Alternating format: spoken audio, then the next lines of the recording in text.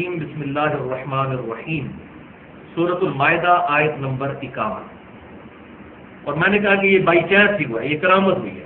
یہ ہے کرامت جو اہل سنت کے ہاں کرامت کے طور پر مانی جاتی ہے. تو کرامت کا لفظ چونکہ میں پہلے بھی استعمال کر چکا، ہو سکتا ہے اس کو کوئی بندہ مس یوز کرنے کی کوشش کرے. تو اہل سنت کا سٹانس کیا ہے؟ اہل سنت فرقہ نہیں، اہل سنت منہج.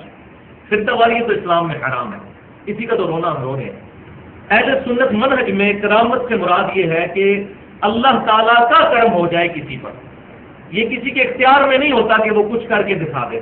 مثال کے طور پر امام بحیقی رحمۃ اللہ علیہ کی شعراء آفاق تصنیف ہے دلائل النبوہ، جو 5ویں صدی ہجری میں حدیث کی ایک بہت بڑی کتاب ہے.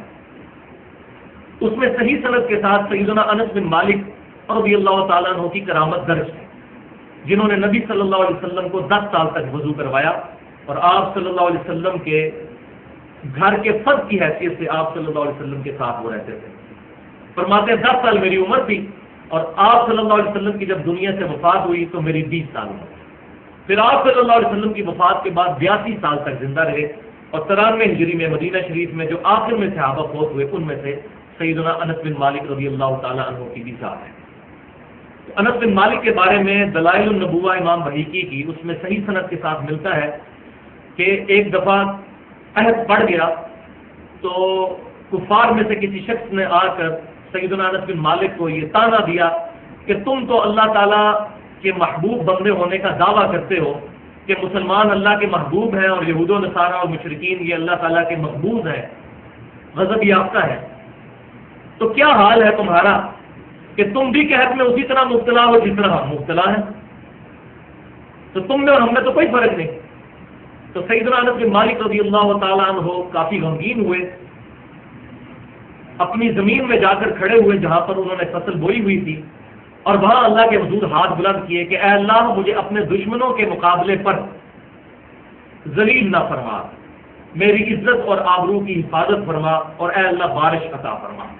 دعا کی، دعا کر کے فارغ ہوئے اسی وقت ایک گھٹا چھائی اور صرف سیدنا انس بن مالک رضی اللہ تعالیٰ عنہ کی زمین پر بارش ہوئی اور وہ بادل کا ٹکڑا برس کر وہاں سے چلا گیا. ارد گرد کوئی بارش نہیں ہوئی.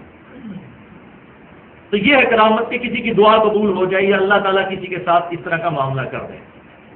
جس طرح آج ہمارے ساتھ ہوا کہ یہ ایشو بھڑکا ہوا تھا تو بائی چانس ہماری 83 نمبر کلاس جو ہے، جو ایک روٹین سے پچھلے 2-2.5 سال سے چل رہی ہے، وہ اسی موقع پر آئی جس موقع پر آج جو گستاخ رسول والا مسئلہ ایشو جو اٹھا ہے اس کو ایڈریس کرنا ضروری تھا. اب یہ کرامت جو انس بن مالک کی، اگر کوئی اس کو یوں بیان کرے کہ جی ایک دفعہ ایک کافر انس بن مالک کے پاس آیا اور اس نے کہا کہ ہم میں اور آپ میں کیا فرق ہے، تو انس بن مالک نے اینج نگاہ چکی، اینج بدلا میں اشارہ کیتا اور بادلوں کو انگلی سے بلاتے ہوئے اپنی زمین تک لے آیا اور کہا کہ برسو. اب اس طریقے سے اگر کوئی چیز پریزنٹ کرے گا تو ہم پھر اس پر آبجیکشن کریں گے. یہ کرامت نہیں ہوتی. کرامت تو اللہ سے ریکویسٹ کی ہے اللہ کی مرضی قبول کرے، اللہ کی مرضی نہ.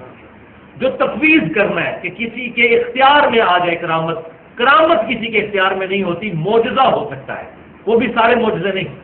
کچھ معجزے اللہ تعالیٰ اپنے انبیاء کو تفویض بھی کر دیتا ہے.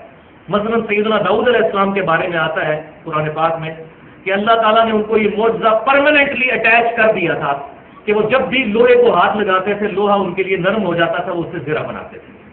اسی طریقے سے ہمارے امام کائنات صلی اللہ علیہ وسلم کی مبارک ذات کے ساتھ بھی کئی معجزات پرماننٹلی اٹیچ تھے. مثلا آپ صلی اللہ علیہ وسلم کو بخاری اور مسلم کی متفق علیہ حدیث ہے، آپ اپنی پیٹھ کے پیچھے بھی ویسے ہی دیکھتے تھے جیسا سامنے. حالانکہ آپ یہاں آنکھ نہیں تھی، آپ صلی اللہ علیہ وسلم کی 2 ہی آنکھیں تھی، لیکن آپ کو 360 ڈگری کا ویژن پورا نظر آتا تھا. آپ صلی اللہ علیہ وسلم اپنی پیٹھ کے پیچھے بھی دیکھ لیتے تھے. تو یہ معجزہ آپ کے ساتھ پرماننٹلی اٹیچ تھا. اسی طریقے سے بخاری اور مسلم کی متفق علیہ حدیث ہے کہ آپ صلی اللہ علیہ وسلم کے پسینہ مبارک سے خوشبو آتی تھی. یہ پرماننٹلی اٹیچ معجزہ تھا آپ صلی اللہ علیہ وسلم کے ساتھ. لیکن غیر نبی کے ساتھ کسی قسم کی کرامت کو پرماننٹلی اٹیچ ماننا یا اس کے اختیار میں ماننا، یہ کتاب و سنت کے دلائل کے بالکل منافی ہے. تو یہ مسئلہ بھی میں نے الحمدللہ